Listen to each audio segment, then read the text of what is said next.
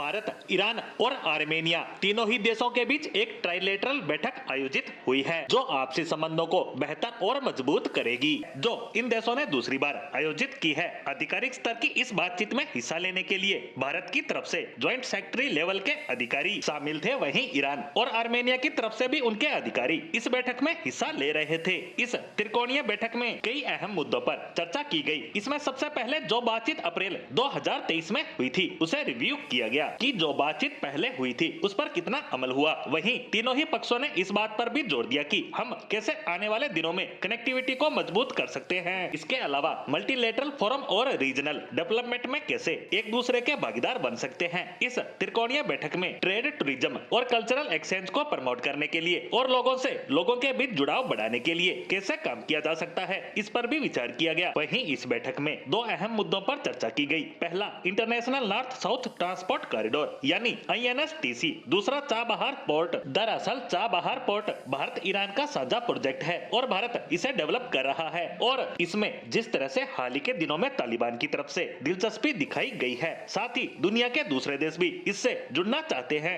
उसे लेकर भी बातचीत की गई कि कैसे चाबहार पोर्ट के जरिए दुनिया के तमाम देशों को जोड़ा जा सकता है, जिससे ट्रेड के रास्ते को बेहद आसान किया जा सकता है। तीनों ही पक्षों ने जिस international north south transport corridor पर बातचीत की वो भारत, ईरान और रूस का एक साझा प्रोजेक्ट है और ये 7200 किलोमीटर लंबा है, और इस प्रोजेक्ट में रोड, रेल और समंदर का एक साझा नेटवर्क बनाया जा रहा है, जिसके जरिए भारत से यूरोप तक के व्यापार को सुगम बनाया जा सके। इसके शुरू होने के बाद भारत और रूस के बीच ट्रेड का खर्च पहले के मुकाबले 30% कम हो जाएगा। इसके अलावा फिलहाल ट्रांसपोर्टेशन में जो समय लगता है उसमें भी आधे समय की बचत होगी। इस कॉरिडोर की मुहिम में लगातार देशों की संख्या बढ़ती जा रही है और अब इसमें 13 देश शामिल हो चुके हैं, जिसमें भारत, ईरान, रूस के अलावा Azerbaijan, Kazakhstan, Armenia, Belarus, Tajikistan, Oman सहित अन्य देश शामिल हैं और बुल्गारिया इसमें ऑब्जर्वर के रूप में शामिल है। जाहिर तौर पर इस तरह के ट्रेड रूट को एक्सप्लोर करके भारत एक नए समीकरण को दुनिया में खड़ा कर सकता है, जिसके जरिए ग्लोबल पॉलिटिक्स में प्रेशर पॉलिसी को कम कर सकता है। भारत, ईरान और आर्मेनिया की इस त्रिकोणीय बैठक में यह तय किया गया कि आगे भी इस फॉर्मेट पर बातचीत जारी रहेगी, जिसमें अगले राउंड की बैठक ईरान में होने वाली है, जिसका वक्त और तारीख आने वाले समय में तय किया जाएगा। लेकिन फिलहाल जिस तरह से तीनों ही देशों की इस आपसी बैठक से व्यापार, टूरिज्म और कनेक्टिविटी के नए नए रास्तों को खोजा जा रहा है, उससे